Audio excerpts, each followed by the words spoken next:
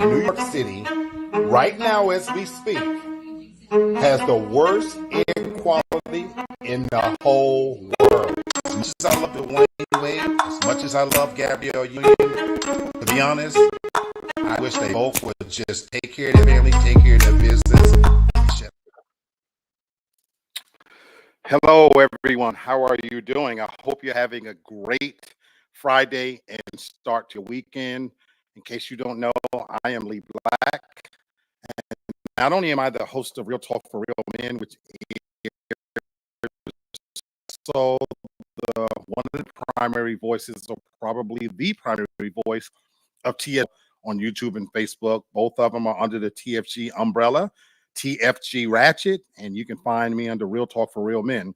But let's get to it, folks. This is a ratchet moment, and this is a subject that I wanted to pop in. I did a little intro yesterday on, my platforms, YouTube as well as TikTok, talking about this Amanda Seales interview that she did on the Shannon Sharpe show, Club Shay.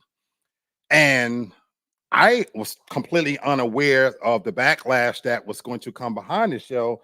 So rather than kind of respond to it again with a snippet, which I gave my opinion, I wanted to come on live and talk about this because it's raising some interesting topics. And I see my brother from another place. What's going on, Brother Kenny? How you doing, my brother? And so I appreciate you for always locking in on the ratchet moments. And I appreciate your support. And Mr. Kendrick Sports Hustle is also under not only the umbrella of TFG Ratchet, but his own channel. So definitely subscribe. Best sports channel on the fucking platforms, any of them, because he breaks news before anybody else. Let's get to this topic, though. For those of you that may be unaware of the situation, Amanda Seales, the Black actress, famous from the Insecure HBO show, Insecure with Issa Rae, put them on the map. Issa Rae, the show has been off the air now for 7 years. And what really caught my attention from the Club Shay Shay interview was how she was kind of talking about how she felt that Issa Rae wasn't supporting her. But let's get to what really led to a lot of the shit that's happening right now. So Shannon Sharpe is blowing up once again. Unless you've been living under a rock, when you sit on his platform, things tend to go viral. The Cat Williams interview, whoever sits there, and he had Amanda Seales on there this week, and he was talking to her about a variety of topics: racism, bullying, neurological stuff, all kinds of shit came up during the course of this interview. And based on that interview, Twitter, Black Twitter in particular, they're going in on Club Shay Shay because they felt like he was out of his depth interviewing her. They felt in many cases he was adding to the problem of disconnect between how we see Black women. They felt that, he was even in many cases disrespectful and downplaying, her story. And I'm going to show a couple of clips, I hope that they play, because I want to give this some context, because I want you to, to weigh in if you would like to. And if you're unaware of the situation, there's some important shit happening. But I want to give a precursor before we get started. And I want to say this right off the top for those of you who may come to watch this. My views do not necessarily reflect those of either of my channels. They're my views. Whether it's Real Talk for Real Men or TFG Ratchet, we're individuals, and I am an opinionated SOB down to my core. I'm also a self-admitted misogynist in many ways and a chauvinist, and I don't say that proudly, but I'm just saying that in the sense that a lot of my views would probably fall under those categories. Having said that, I stand by what I say, and so don't hold that against members of the TFG family. Don't hold that against members of my talk show, Real Talk for Real Men. And for those of you who can't deal with that, you're always welcome to change the channel, as they say. So let's get to it. Angela Reese, a couple of things she really took issue to was when one of the sports personalities, Acho, I guess, said something critical of Angel Reese. Angel Reese plays for the women's basketball team that recently lost. Of course, Caitlin Clark was the big story there. Go to Kendrick Sports Hustle to really kind of get into that if you want more details, because that's not what this is going to be about. Kenny says, definitely was unaware that this Club Shay Shay interview with Amanda Seales was controversial. My brother, go to Twitter. It's blowing up like the world trade. And so there's a lot of shit that she talked about and she said, and I want to show some clips first and foremost so you can get a sense, because she told stories about how when she was a little girl, she was going to Disney World. She was the only black person in the bunch. She was called a nigger, and Shannon questioned that, and she threw back her challenge. She talked about, several things when it comes to how she feels about women and being treated badly. It's a 3-hour interview. She talked about how she's tired of taking up for Issa Rae because Issa Rae didn't stand up for her. She was recently booted out of when the awards happened. She was booted out of that, and then she didn't get invited to the BET Awards, and she felt like Issa Rae should have stood up for her. So what I'm going to do is I'm going to share my screen, and I'm going to play just a couple of snippets so you can get a sense of what she says. So let's get to it. I'm going to present my screen. Hopefully the video, the volume will play, and hopefully everything works. But let's check this out because then I want to discuss. I want to give this some context. And this is just little snippets of what you said. So let's get to it. Here we go. I have an experience, and you're telling me that my experience isn't what it is. No, You're telling me that my thinking somebody is racist, who I was in a classroom with for a year, that you have never met, you are emitting doubt upon that because of your own experiences. No, I was talking about the teacher and you. Right. And I said, in your I believe based on my experience, and a lot of people, is that kids correct an adult, right, no matter what society it is frowned upon. That's what I was saying. Okay. You took it as that I'm trying to minimize your experience and say, well, I'm defending her when I have an experience. Okay. Now, so that's one clip. I want to show another clip because, again, that was a story where she was actually talking about, her experience in the classroom where she was challenging a teacher's edification on African-American history. Now, she was a child in school, and Shannon was making a point that if you're a child and you're a teacher, that maybe the teacher objected to the fact that a child is speaking out and being disrespectful. But she was standing on the fact that if she saw something wrong, that especially from her perspective as a black child in that classroom, she was going to speak out on it. Here is another clip as well. Same indigenous people have had all of their land taken from them by former criminals that were sent there from England. And she is calling them Stone Age people. And I, as a black girl, the only black girl in her class, am correcting her. But my thing is, you're right. She possibly misspoke or she didn't know. I guess my question to you is, why do you even feel compelled at this juncture in this interview? Why would you even feel compelled to try to? Because because I'm not defending.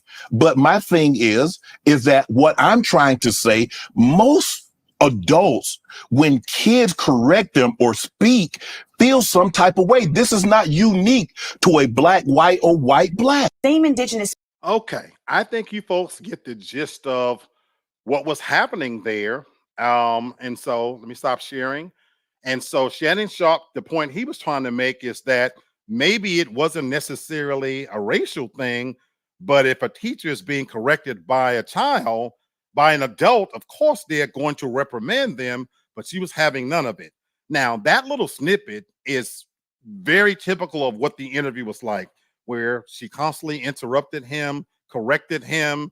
And so I want to read a couple of comments that's coming from Twitter feeds and whatnot, because this is the consensus here we are today of how they're perceiving it. I'm going to read a few of these. Someone says, and I'm a person like this. I believe in putting names to comments on this shit. On my platform, you don't get to sit in your basement and rub peanut butter over yourself and be a troll and not be called out about it, because I ain't about that shit. So let's go with it. So the Reading Rainbow says, the truth hurts at Shannon Sharp. You did exactly what Amanda Seales outlined. Many are quick to extend grace to certain groups rather than take things for face value. Rather than listening, you inserted your anecdotal fallacy in an effort to tamper her reality. Do better. That's what they said. Other people want to read another couple of comments. Not too funny. Okay, now so I'm sorry. That wasn't that. Let's get to a couple other tweets because I want to say she also took exception to what Acho says, and Amanda says she is a young person. Do you know how disgusting that is? Talking about how Acho, this sportscaster, commented about Angel Reese in a sports perspective. This is what Amanda still said, that cornball nigga who loves to make himself look like he's a white people's savior. And then, of course, Shannon Sharp chimed in that, hey, I didn't know anything about that. And she went on to describe Emmanuel Acho as I'm that black guy that's nice, cut it out, it's ridiculous. You know, she talked about the racism and all the things she received. And Shannon Sharp, you know, and listening to some of her stories, especially the one she told where at Disney she was called a nigga, he said, look, they're kids. As a child, you never said anything derogatory. He asked her, you were just a model citizen as a child. But then, of course, she juxtaposed that to, so you have no problem with the children that were cursing out Ruby Bridges and the Little Rock Nine. And so, again, Twitter is truly going in on him in so many ways because they're telling him how the truth hurts. Many people are saying Shannon Sharp, this was not the right platform, how he was struggling. That comment came from First Aunt 8 or whoever the fuck that is, you know. So there's a lot of comments from the family, from Black Twitter, from us. That's really at the heart of it is basically saying Shannon Sharp was out of his depth, that he did more harm than good, that he was attacking a black woman, that this, that, and the other. In the interview, and if you choose to watch it, it's over 3 hours long, she went on and talked about how she falls on the autism spectrum and that it's hard to diagnose in black women and this, that, and the other. What I'm about to say next, folks, let's get to my take on it. It's not going to be nice. A lot of people ain't going to like it, but it's my take. I found this interview completely hard to watch, and it raised my blood level. How you doing, Miss Carolyn, super fan? Good to see you, sweetheart. I found her completely condescending, abrasive, and dare I say, typical sometimes of what we see with educated black women. In 2024, we have now become a society where if you dare challenge the thoughts and the views of a black woman, you are somehow going to be dismantled because you're now a part of the problem. And when it comes to educated black women who are the most educated on the planet, they're the ones getting their degrees at a faster pace than anybody else. But oh my God, how dare you challenge their thinking because now you're actually against them. Let me be clear, folks. Not every dissenting thought against you bitches means that we're against you. We do not have to agree with every thought. And while I'm here, not every black woman is a queen. Not everyone is striving. We don't call hoes anymore. And so just because you're educated, in my opinion, you don't get a special platform, nor do you get a pass. And the fact that you were sitting on his platform, constantly interrupting him, changing the narrative, which is a lot of times what black women do. I'm sorry. And I'm not talking about all black women. I promise you I'm not. So don't read it as that.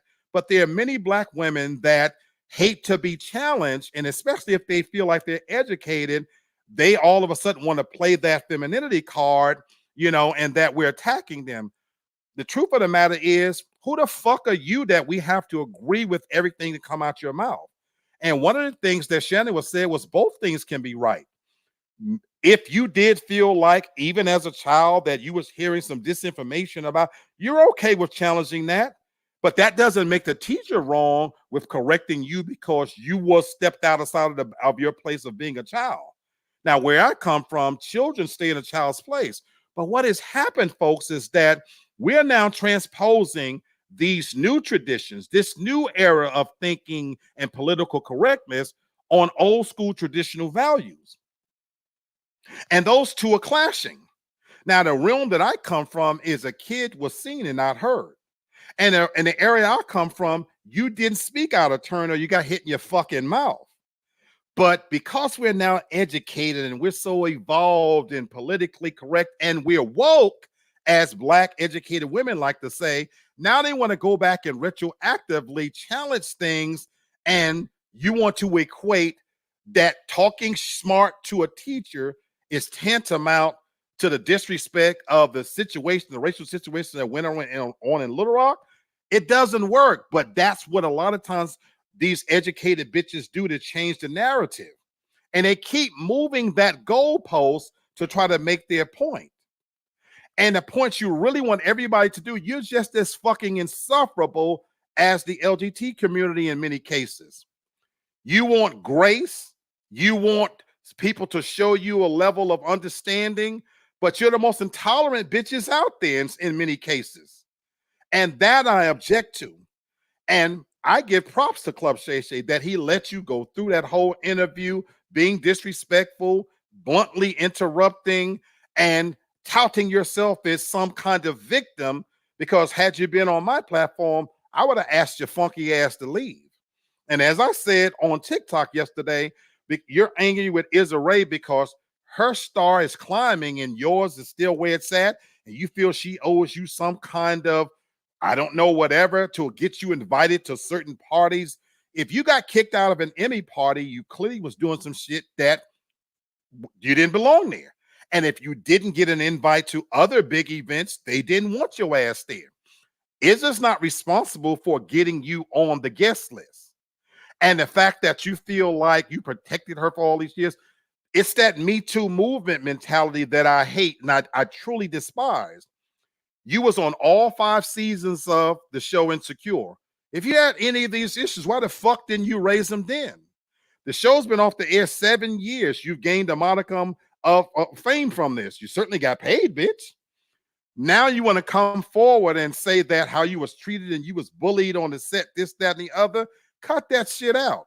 Your personality that you displayed and was on full display in that interview is the reason why you're not getting invited places. Because in truth, we will pretend that we will defend Black women's honor, but in reality, people don't want to deal with that shit. You're more trouble than you're worth. And as far as Black Twitter is concerned, it's amazing the hypocrisy here. You guys are the first ones to jump in there whenever you think somebody's disrespecting a Black woman, but you're also the main platform that live for messiness.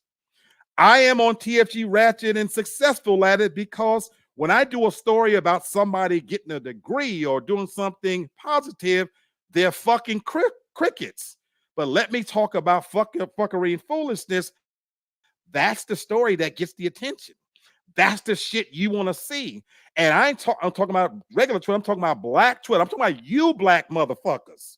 I love you, but at the same time, I'm going to call you out as well. And so don't sit here and pretend that you're defending Amanda Seales' honor, because the moment you raise that bitch up on a pedestal, you're the same ones who can't wait to tear that bitch down. We, as Black Twitter, as Black people, we're our own worst enemy. We don't need other races and other cultures and anybody else to bring us down. We do a fucking good job on it on our own. And so this idea that he was out of his depth and out of his element, no, he allowed her to come on his platform.